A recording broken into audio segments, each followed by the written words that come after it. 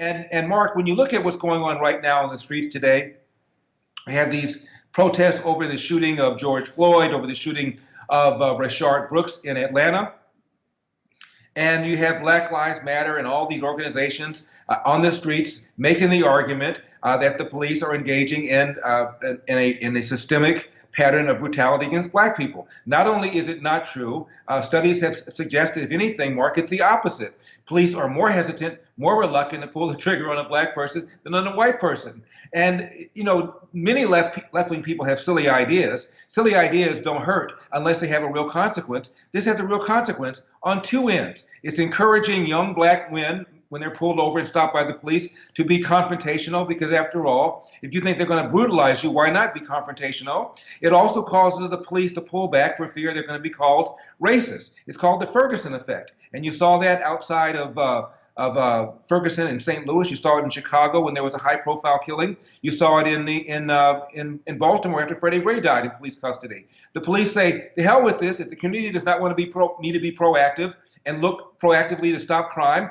I won't. I'll respond to 911 calls." And what happens is bad guys know that, and crime goes up. So to say something like what I just now said, does that launch a healthy debate in the black community about whether or not we ought to change our attitude about the police? No. I'm calling Uncle Tom, I'm calling a sellout, and conversation is shut down.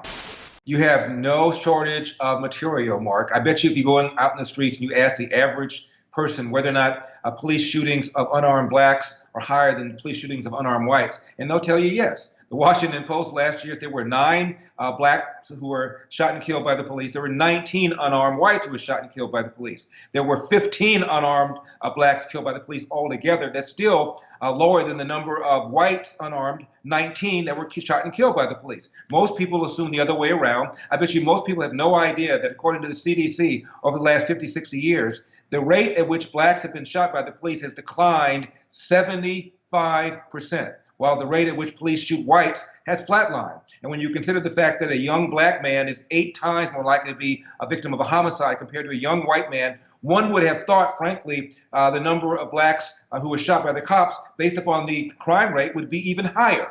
So if anybody has anything to complain about, it's probably white guys. Black people are 2.5 times more likely to be shot and killed by the police, but they're way more likely to commit murder. So again, based on the numbers, one would have thought that the number would have been even higher. So it's a lie, and all these people are out there rioting, protesting over a lie. So you've lived through, you know, a tremendous change in this country. Obviously, we have some difficult issues that we've tackled fairly well. Still some residual racism floating around, but are we going backwards because the media is fanning the flames through the fake news, and with Twitter having viral fake news stories inflaming the masses? Well, I've been complaining about the liberal bias for my entire radio and television career, which spans, as you know, almost 40 years. I've never seen the bias this bad. And forget about Larry Elder. When you have Van Gordon Saunter, who's a former head of CBS News for decades, recently writing an op-ed piece in the Wall Street Journal, and he said, "I've never seen news coverage this bad, this biased, even my own place, this bad, this biased. There is no return to this." He said the only salvation is for people in the media to fess up, man up, and say, yes, I'm left-wing, I'm biased, and it is through that filter that you will be reading my news. That's the only salvation. Again, this is a former head of CBS News admitting this. And I've never seen a situation where somebody like Drew Brees, as respected as he is, makes the most innocuous statement, and he said something to the effect of, I will never agree with anybody who disrespects the flag. That's all he said. He didn't say, I'm not going to play with anybody who kneels.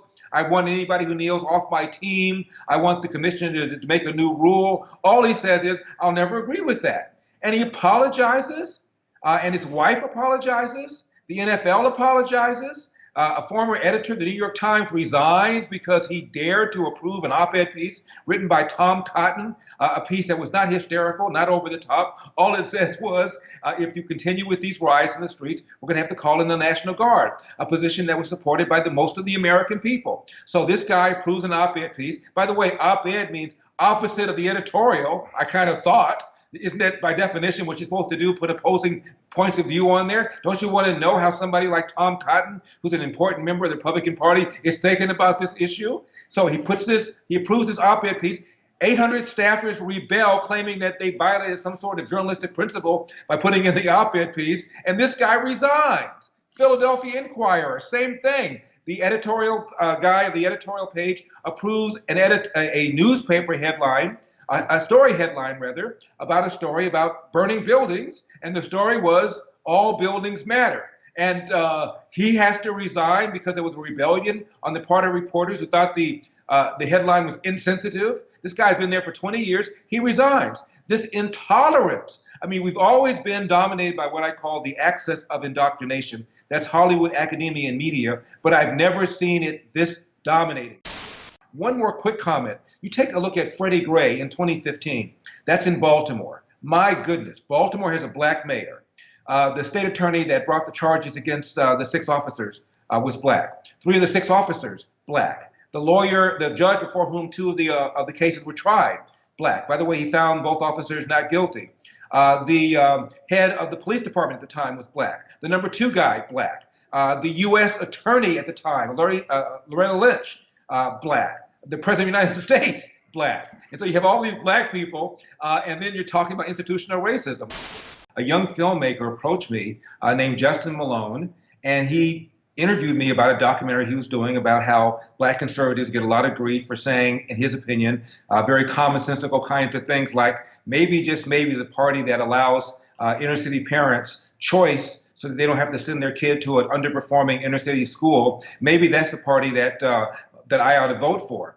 The Republican Party is a party of pro-choice. The Democratic Party is wedded to the teachers union, and they adamantly hate the idea of private school vouchers. So what happens if a person like myself, like Candace Owens, like many other conservatives, support private school vouchers? One would hope it would launch a discussion about whether or not we ought to be spending K through 12 the same kind of money on education for public schools, getting very poor results, whether or not we ought to reconsider that. Instead, we're called Uncle Toms and self-loathers and coons and any number of words that just shut down conversation.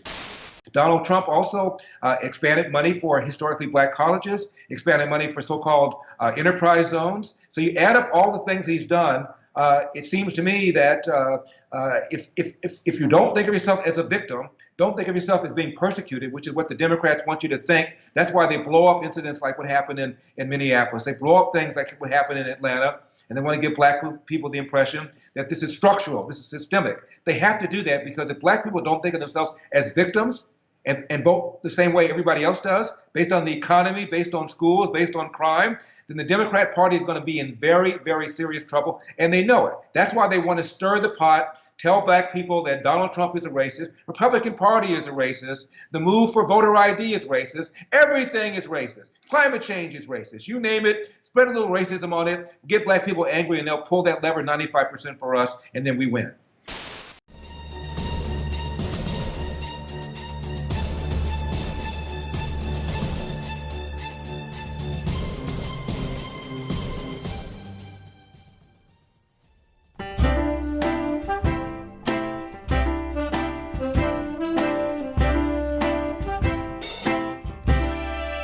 Why do birds suddenly appear every time